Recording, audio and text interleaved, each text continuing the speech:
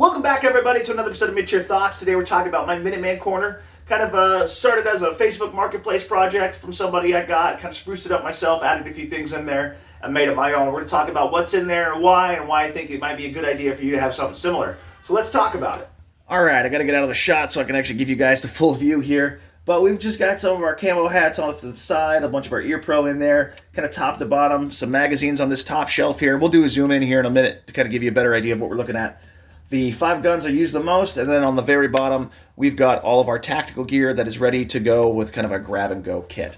So the structure itself, I got off of Facebook Marketplace. It was like 10 bucks. I highly recommend checking out Facebook Marketplace too. You'd be surprised some of the cool Minuteman stuff and like everyday prepared citizen type stuff you can get there, especially for storage options. You get like lockers, all kinds of gear locker stuff on there. Pretty cool. But I always kind of wanted like my DIY, I kind of do-it-yourself gear locker, and so this kind of works well for that for me and kind of my purposes and why I did it this way. So anyway, I got this structure off of Facebook, and then I just had this 2x4 across, another board down below so you can rest the butt of the guns on it, and then you can have the 2x4 with a couple holes kind of evenly spaced and cut out for barrels. I did have to widen some of the holes to make room for a suppressor and such, and we'll do a closer view of the camera, show you that here in a minute. But you can see down below there's kind of like a bottom shelf where the guns sit, and then beneath that is where my stuff is stored. So all I've really done to it is I've added these lights, which these are just little magnetic lights. They're tap-on lights that have a remote that you can turn them on and off. So you kind of do have to go each light individually for some reason with the remote. I don't know why they all come on, but they go off differently. I'm not entirely sure why, but it's kind of a cool little feature that I added for the aesthetic because I think it looks cool. But then again, went and drilled some screws in on the sides here so we can have our 2 sets of ear pro. Got another set of ear pro here, some gloves. Just knocked off my booty cover. But I've got 2 booty covers set up over here on this side, and then up top on the shelf you can see I've got like a bunch of magazines, ammunition, radios, and then down below I've got all my stuff stored. So now that we're here a little closer, you can see like this top shelf here, and I think one of the things I'm going to add is like some of those hammy 3D print like mag holders. You can maybe set those up here and set up some magazines so I can have more up here and have them set up differently. But right now I've got kind of my range mags set up this way. So I've got 2 M1A mags, 3 AR mags, and 2 Glock mags. These are things I shoot the most often and things I'm gonna wind up using the most. Then I've got my 2 20 rounders taped together. This goes with one of my carry handle guns down here that I just like it because it's aesthetically pleasing. Set of shotgun shells to go with the shotgun I've got up here. My 2 Baofeng radios I have set off to the side. And then over here on the left-hand side behind these gloves, I have my self-defense magazines. So I've got one with hollow points for my Glocks, and then I've got 2 of them with the Hornady critical defense ammunition for my ARs, and then this one too I have. I like the Lancer ones that are translucent for the oddball colors for designating different types of ammunition. That's kind of why I use them. A lot of my more colorful ones are self-defense ammunition or different like just normal types of ammunition. So that's kind of what's here. Yeah, you can kind of see just kind of how I have it set up here. Nothing's too crazy. This isn't going to be a very long video. Just basically me showing off my arts and crafts. Now we got the camera back a little bit further so I can show you kind of what's in here a little bit better. And this is, again, just kind of the who's who of what I'm shooting the most often, or what I intend to shoot the most often, or like if things were to go down, what I would grab. So kind of starting left to right, my left to right. Might be different on the camera. I've got my M1A here. So this one is my Polytech M1A. It's actually like the M14S, I believe is what they call it. So you can see here that muzzle device. It's the faux muzzle device. So that is one thing I want to replace. These, when they originally imported, had to have the faux muzzle device on them. It was back during the weapons ban, I believe. So again, the magazine for this is over here. So I've got a primary arms 1-6 on top of here. I'm probably going to upgrade the glass over time.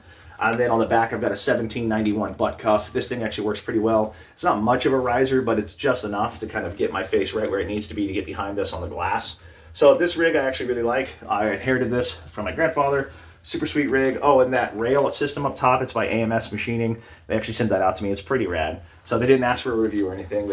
I asked them, and I said, hey, it's pretty cool. Would you mind if I test it out? And they said, sure, bud. So we've got that. So the next one here is kind of my poor man's rifleman's rifle, I guess. Something along those lines. Like the poor rifleman. So with this, I've got my M16 clone 20-inch barrel here. You'll notice the optic on there. That's the Brownells 4-Power Retro. I had this previously on the gun I'm about to show, but kind of had the restless gun syndrome, swapped some stuff out. So nothing too crazy. Just I've got the nightstick rifle light on here with the pressure pad. I've got that electrical taped and goon taped to the old school sides here. And then I've got, like I said, the 4-Power Retro on there, the detachable carry handle. On the buttstock, you can see I've got electrical tape around here on some 550 cord holding that sling in place. So this one is one of my favorite shooters right now. It's just a really fun gun to shoot, and I'll have a video coming out on this here soon. So then the next video, which is where that 4-Power Retro previously lived on, this is my Colt SB1. So this I got back in the day, actually, when I worked at the gun shop. I got this on a killer deal for a police trade-in. So swapped out the melted device so I can take my Yankee Hill cans. And then I've got a Surefire G2X on a, I believe this is Impact Weapon Systems mount. And I'm thinking about getting one of these for the previous rifle since it actually holds up pretty well. Then on here, I've just got a Sig Romeo 5 sitting on a carry handle mount. This actually works really well. And then just my sling kind of held on here with one of my, instead of a rubber band, I'm using one of my wife's hair bands that she don't want anymore.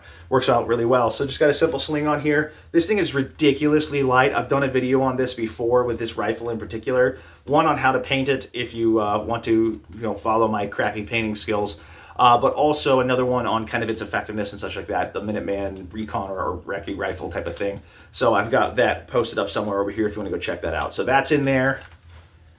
Then it wouldn't really be a grab-and-go ready room if it didn't have a shotgun in it. So this is just a simple Mossberg 500 on here. I've got the S-Tac shotgun cards on one side. Just got a simple Allen butt cuff deal on the back here. So probably going to swap this out with another shotgun card just to be able to switch back between the two. When it comes to shotguns, I usually don't fancy them up all that much. I really don't shoot shotguns all that often. I am getting a little bit more into them lately. I think as I'm aging, my inner FUD's starting to come out. So I am getting more into shotguns. But again, this is just something simple and basic. But I do like to have a shotgun on here just in case and have it ready. Then finally, my final gun that I have on here, this is my go-to rifle. This is my Daniel Defense. I've got my Yankee Hill Turbo K on here. I've got my Surefire M600 light, my Magpul bipod, the Daniel Defense foregrip that comes on it, and then I have a Vortex 1-6 or 1-8 on top, and then Magpul backup iron sights. So this guy is just my normal go-to. This is like if things go south, this is the one gun I'm grabbing. Kind of my own rattle can job on there. Got a Magpul sling on it. So this holds there is kind of just like if something were to actually seriously go down, I don't have to go dig through my safe to go find it. I can just pull this out, grab a mag, and be ready to go. As far as the rifles go and the magazines go, it's not anything crazy. It's not anything insane as far as like what I have up here. It's nothing fancy. It's just something to kind of put the stuff I use the most in a quick, easy to get to spot. Now the other thing with this too is some people might be worried about like security of their firearms wherever they live. Where I'm at, you have to go through multiple layers of the house and go past multiple other expensive things to get to this. And there's several other locked doors and rooms between me and it. So I'm not incredibly worried about, especially where I live in my living situation, about these being stored like this. Now, if I was a little bit more concerned, one thing I have looked at it is I found a couple cool locking bars I could install to kind of lock everything up, or I could individually lock things up with kind of a chain lock system, but I like it the way it is. I'm not too worried about it. That's not really a concern for where I'm at or how I live. So if it was a concern, there might be a few other steps I could take, or even just something simply putting a door on this. That's entirely up to you if you want to do something similar. So it's up to personal preference and how you feel about these things being stored in certain ways or not. So enough on that. We'll talk about the simple gear I have down below and kind of why this is all together. All right, so if we go down below here, I just have a simple tote. I got a Costco. Well, I don't know how much they are. My wife bought it. So I've got in here, this in here is my Mitch helmet. It's got my AOR2 or NWU Type 3 camo pattern on here with a camo cover. Now, some people are always asking me why I'm running AOR2 or what the Navy calls NWU Type 3. And I'll tell you, I spent 10.5 years in the Navy, in the expeditionary community mostly, and I have like 7 sets of these and they still fit, so that's why. I could go out and replace everything with multicam or anything else. I have like 1 set of M81s from way back in the day, and I've replaced a few things on there to make them fit because I think they're rad, but other than that, like, I don't really see a whole lot of sense in going out and spending crazy tons of money on different camo patterns when this works pretty well in my area where I'm at most of the time. And I already have a whole bunch of them. You know, I might get a few other sets of other things in the future, but for right now, I'm pretty happy with it. So that's why I'm running the Type 3. So we've got that, and then in there I usually just have a Howard Light set of Ear Pro. I am going to get the microphones for these so you can be able to run them with your radios. I've got my HSGI battle belt that I've done videos on before.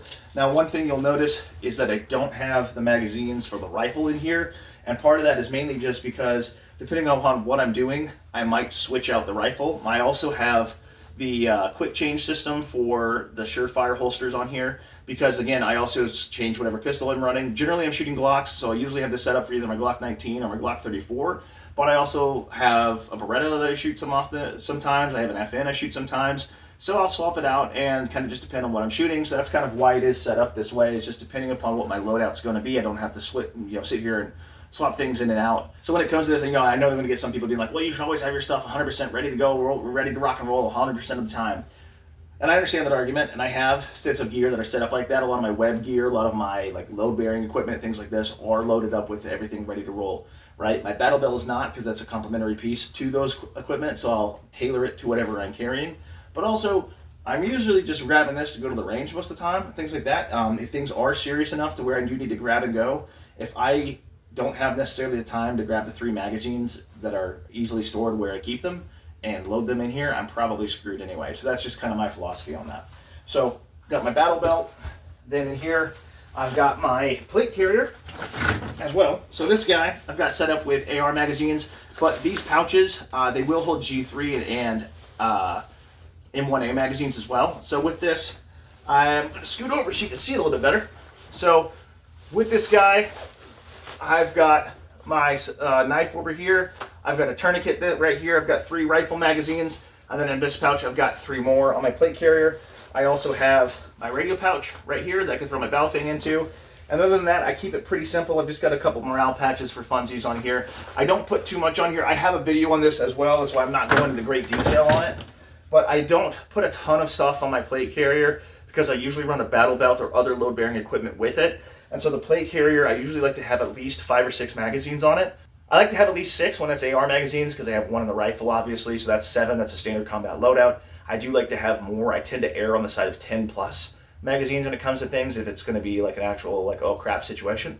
When it comes to 308 stuff, I usually have 5. I can fit 3 in the front pouch and 2 in the side pouch just because it's larger magazine size. Unfortunately, that's only 100 rounds plus the 20 you generally have in the gun.